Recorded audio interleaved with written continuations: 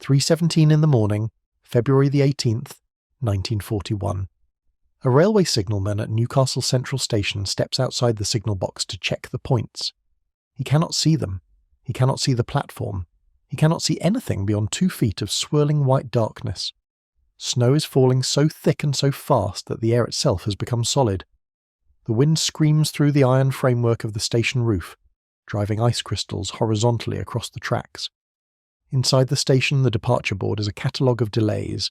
The 7:45 to Edinburgh, delayed.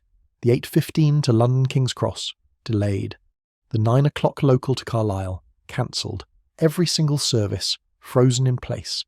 Station staff huddle around a coal stove in the waiting room, listening to the wind howl through the empty platforms.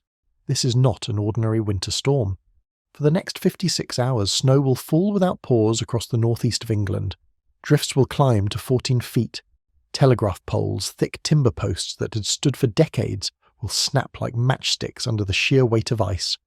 Over 50 trains will become trapped on open track between stations, their passengers stranded, their crews helpless. 25 minor derailments will scatter rolling stock across the network, and all of this will happen while German bombers remain a constant threat overhead. This is the story of the worst railway crisis in wartime Britain, and how the men who fought it had to battle 2 enemies at once. To understand what happened in Newcastle that February, you have to understand what Britain looked like in early 1941. The country was 18 months into the Second World War. The Blitz was at its peak. German bombers had already devastated London, Coventry, Liverpool and Southampton. The Luftwaffe was now turning its attention systematically to industrial targets in the north of England. Newcastle, with its shipyards along the River Tyne, its armaments factories at Elswick, and its rail network feeding supplies to Scotland and the northern military bases, sat squarely in the crosshairs. The railways were the arteries of the war effort. Every shell casing forged in Newcastle's factories, every soldier moving north to embark for convoy escort duty, every ton of coal feeding the nation's power stations, every crate of food destined for besieged communities, all of it moved by rail.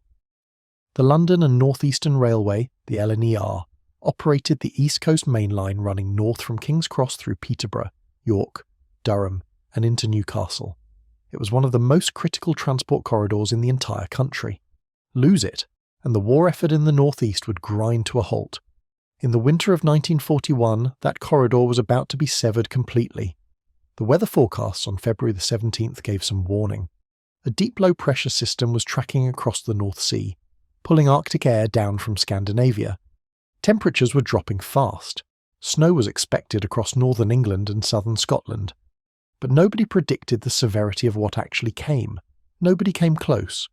The snow began falling late on the evening of February the 17th.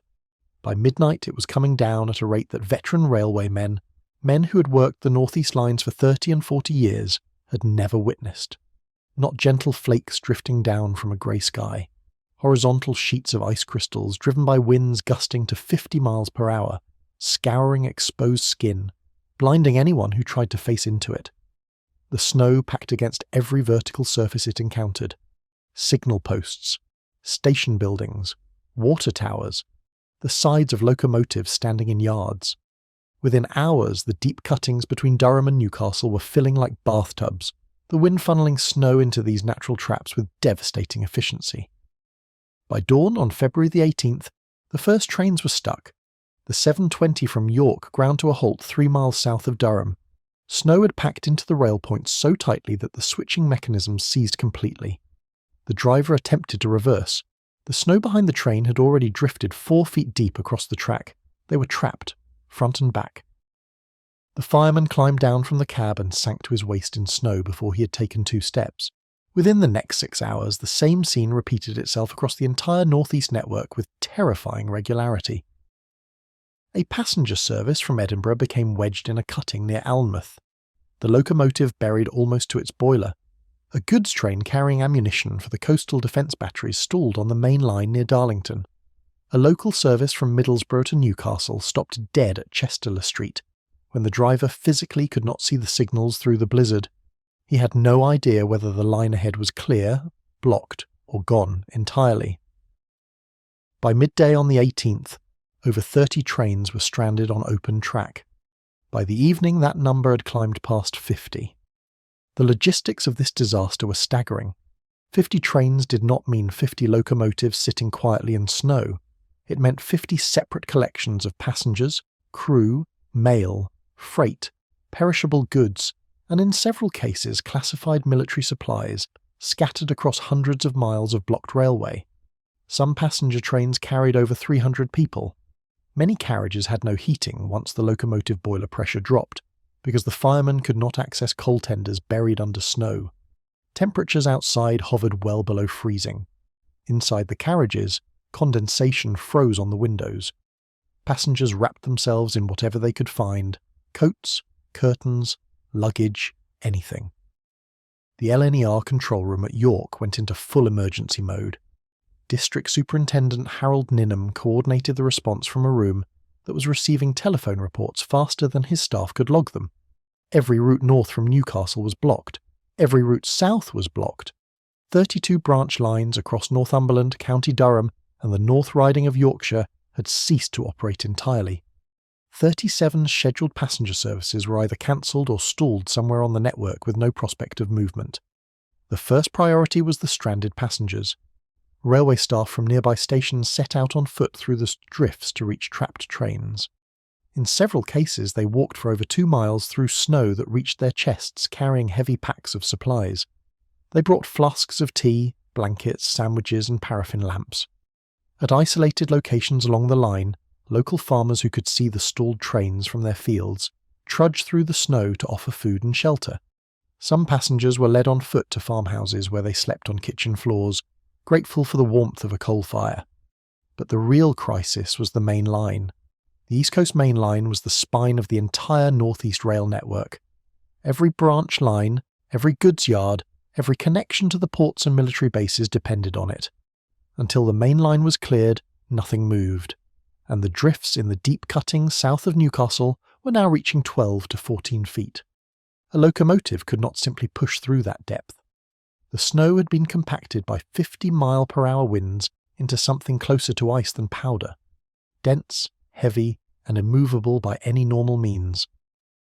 The LNER assembled 5 special snow-clearing trains. Each consisted of a powerful locomotive, usually a V2 class or a B1 class, the heaviest engines available, coupled to a massive snowplow at the front. Behind the locomotive came a brake van and a rake of open wagons carrying tools, provisions, timber for shoring, and gangs of men. These were not sophisticated machines. The ploughs were essentially huge steel wedges bolted to the front of the engine, angled to throw snow to either side of the track. The theory was simple. Build up speed on a cleared section, hit the drift at full power, and force your way through. The practice was considerably more violent. A snow-clearing train hitting a 14-foot drift at 30 miles per hour was an event that shook the earth for hundreds of yards around. The impact threw tons of compacted snow and ice into the air like an explosion. The locomotive would lurch violently, sometimes lifting partially off the rails on one side. The men riding in the wagons behind would be thrown from their seats, grabbing for handholds as everything shuddered and groaned. And more often than not, the train would penetrate only 20 or 30 yards into the drift, before grinding to a complete stop, its driving wheels spinning uselessly on compressed ice, steam pouring from every valve. Then the real work began. Gangs of railway workers, reinforced by soldiers from nearby military garrisons who had been commandeered for the emergency, climbed down from the wagons and began digging, by hand, with shovels, picks, crowbars, and in some cases their bare hands wrapped in rags and sacking. They dug trenches through the compacted snow to free the plough blade, clearing enough space for the train to reverse back along the track.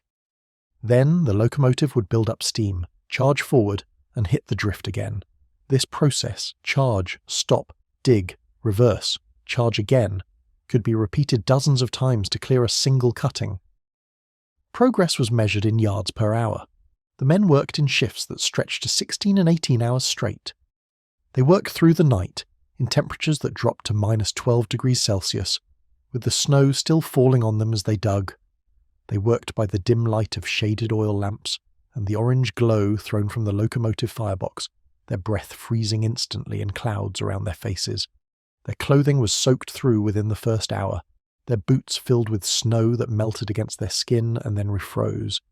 Frostbite was not a risk, it was a certainty, and through all of this, they worked with one eye always on the sky. Because the Germans had not stopped bombing. This is the detail that transforms this story from a severe weather event into something far more harrowing. While hundreds of men laboured around the clock to clear the railway, the Luftwaffe continued its campaign against northeast England. Newcastle had already suffered devastating bombing raids throughout 1940. The shipyards on the Tyne, the factories at Elswick, the docks at Jarrow, all had been hit, and the railway infrastructure itself, the stations, the marshalling yards, the bridges, the junctions, was exactly the kind of strategic target that German reconnaissance identified and German bombers sought out night after night. The snow-clearing gangs worked without any meaningful protection from air attack. The blackout regulations meant they could not use bright lights, even to illuminate their work. The locomotives ran without headlamps. The men dug in near total darkness, guided only by shaded lanterns that threw a few feet of yellow light across the white snow. If an air raid siren sounded in the distance, they had nowhere to go. A snow-cutting 12 feet deep and 50 yards long offered no shelter from a 500-pound high-explosive bomb. There were no bunkers, no Anderson shelters, no trenches other than the ones they were digging in the snow. They simply kept working, shovels rising and falling in the darkness, ears straining for the sound of aircraft engines above the wind. There were no direct hits on the clearing operations during those 5 days. Whether this was luck, or whether the same weather system that paralysed the railways also grounded or diverted the bombers, remains unclear from the historical record. But the threat was real, it was constant, and every man on those snow-clearing trains knew it. They dug anyway. By the 20th of February, 56 continuous hours after the snow first began, it finally stopped falling.